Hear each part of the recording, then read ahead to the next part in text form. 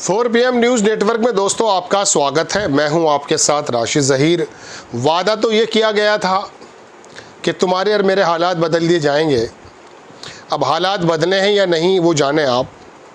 Report तो ये भी है, मैं आपको बारहा बता चुका कि सन 90 में जब बाबरी मस्जिद का आंदोलन उफान पर था, चीन हमारे समकक्ष खड़ा था।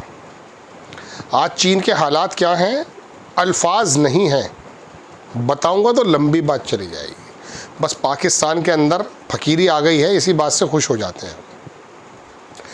तो दावा तो ये किया गया था कि 2 करोड़ नौकरियां और हेलीकॉप्टर लग जाएंगे छतों पर। पता नहीं आया नहीं आया हेलीकॉप्टर, हवाई चप्पल, हवाई जहाज़, ये भी बताया गया था।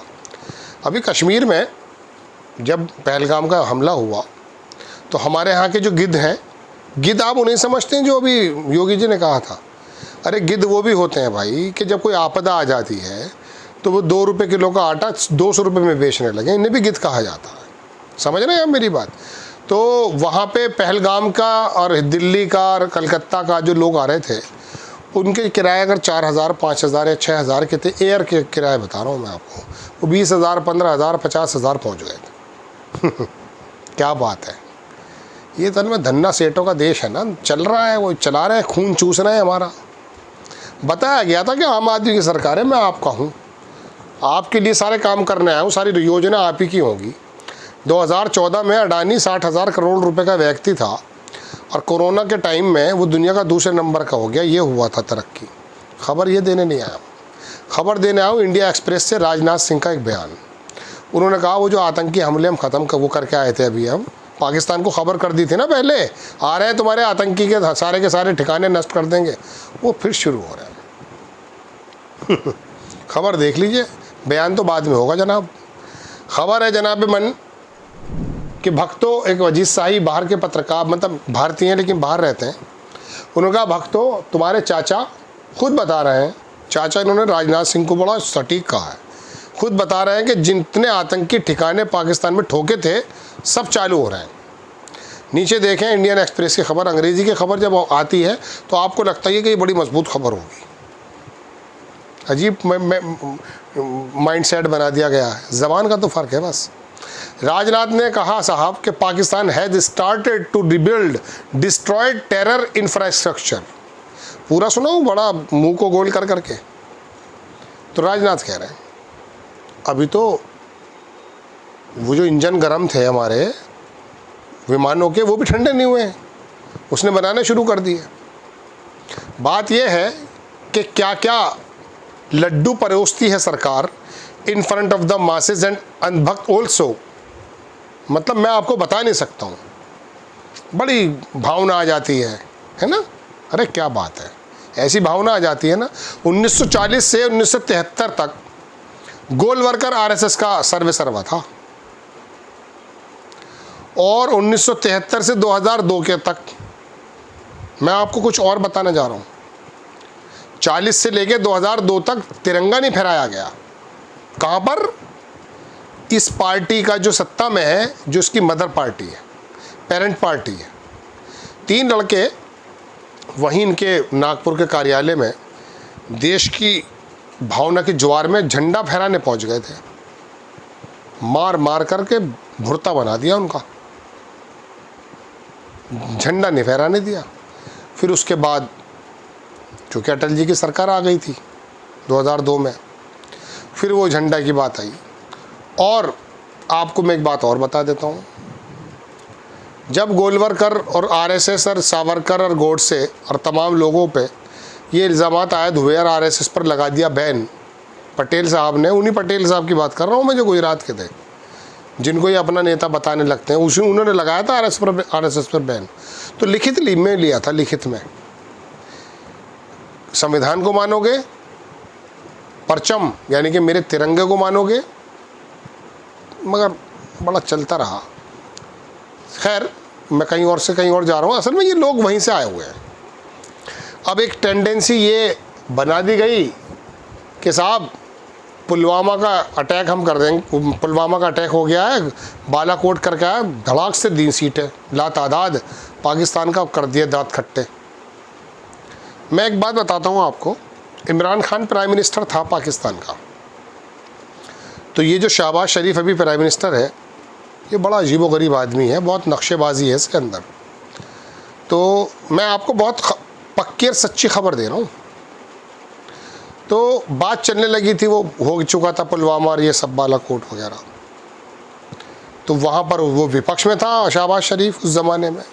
तो लेग पुलिंग की इमरान खान की, कहा आपसे कुछ नहीं हो रहा है, अरे कुछ करने की ज़रूरत नहीं है, बस यहाँ पे कुछ किलोमीटर में जेल है। मैं आपको ऑन द रिकॉर्ड बात बता रहा हूँ, जाके यूट्यूब पे देख सकते हैं। इशारा कर देंगे अभी हो जाएगा काम। यानी कि शहबाज शरीफ जो मौजूदा पीएम है पाकिस्तान का, उस आदमी ने इशारे किनारे में इमरान खान से ये कहा कि हमारी जेलों के अंदर ऐसे आतंकी मौजूद हैं, हम जब चाहे जो कर दें। हमारे पास इतने सबूत हो सकते थे, पहलगाम के बाद हम उनको पकड़ सकते थे, हमारी पास सामर्थ्य है। लेकिन इंडियन एक्सप्रेस ने छापा कि 2 बार नज़र आए थे। पहलगाम और पाकिस्तान के बीच में 400 किलोमीटर का डिस्टेंस है, कोई पहाड़ी रास्ता वैसा रास्ता नहीं है कि गाड़ी से आ गया वो खच्चर घोड़े पे आया होगा वहाँ, और भाग भी नहीं सकता बहुत जल्दी। तो उसको पकड़ करके, जैसे कसाब को पकड़ के नंगा करा था पाकिस्तान को इन front of the international community, बताते कि देखिए क्या क्या जुल्म चल रहा है, और उसके बाद दुनिया के देशों को अपने साथ लाते। वो टर्की भी, अजरबैजान भी, चीन भी, मुस्लिम ममालिक भी, ईरान भी, वो भूखा मुल्क अपनी तरफ कर गया। और हमें क्या हुआ, हमारे पास कोई है ही नहीं। अमेरिका उसे भी अच्छा बता रहा है, हमें भी अच्छा बता रहा है। और उसके बाद ट्रम्प रोज़ाना दिन में 3 मरतबा ऐसी ऐसी बातें कर रहे हैं साहब कि मैं आपको क्या बताऊं। एप्पल बंद कर दो। अरे भाई, बात यह है, कितने देश, कितने लोगों का देश बताते हैं मोदी जी? 140 करोड़ के मेरे भारतवासी, मैं मान रहा हूँ 140 करोड़ लोगों पे 200 करोड़ तो कम से कम सिम होंगी, 2 मोबाइल होती हैं, एक मोबाइल है हमारा। बताइए, सेमीकंडक्टर के कितने प्लांट लग गए हमारे पास। मिनरल्स को लेके जब दुनिया में उथल पुथल है, एक ख़ास मिनरल जो बहुत क्रिटिकल कहा जाता है, 73% जो है वो पास है इस वक्त जो है चीन के, और research R&D, research and development के लिए बहुत मोटा पैसा खर्च करता है और रिकवर करता है वो वहाँ से सोना। अभी टर्की ने किया है एक गैस, पता नहीं कितनी 30 बिलियन की है। तुमने क्या किया है? मस्जिद के नीचे से तहखाना निकालूंगा श्री कृष्ण जी का। अरे भैया, 20 करोड़ मुसलमान को छोड़, थोड़े से सिख ईसाई को छोड़, सबके सीनों को खोल कर देख, श्री राम बसे हुए हैं। यहाँ तो अल्लामा इकबाल कहता है इमाम हिंद श्री रामचंद्र जी को, तुम कौन से नए दरोगा आए धर्म के। मेरी खबर पढ़ने का अंदाज़ आपको बड़ा अजीब लगता होगा, मगर क्या करूँ, अभी कई लाख रुपए खर्च हो गए होंगे करोड़ों रुपए। वो 4 आतंकी ठिकाने ख़त्म करने पे वो कह रहे हैं राजनाथ फिर दोबारा स्टार्ट हो रहा है। अरे वो 4-5 आतंकी पकड़ के, उनके घर ख़ानदान का पता निकाल के, पूरी दुनिया में जो बागड़ बिल्ले बैठे हैं नोएडा के अंदर, जो इस इस्लामाबाद और कराची में फतेह करा रहे थे, और न्यूयॉर्क टाइम्स की खबर आई कि कितना झूठा मीडिया है भारत का, है, दिखा देता दुनिया को उसका रवैया। उसको ये 7 आदमी बुला करके शशि थरूर के साथ, पता नहीं कौन कौन, बाहर के लोगों को नहीं पता, कोई भी भेज दे, पूरी दुनिया में बता कर आओ। अरे नहीं, कूटनीति से इससे कहते हैं सेनाभिमान, कि जब इंदिरा गांधी के समय हुआ तो कितने देश हमारे साथ थे।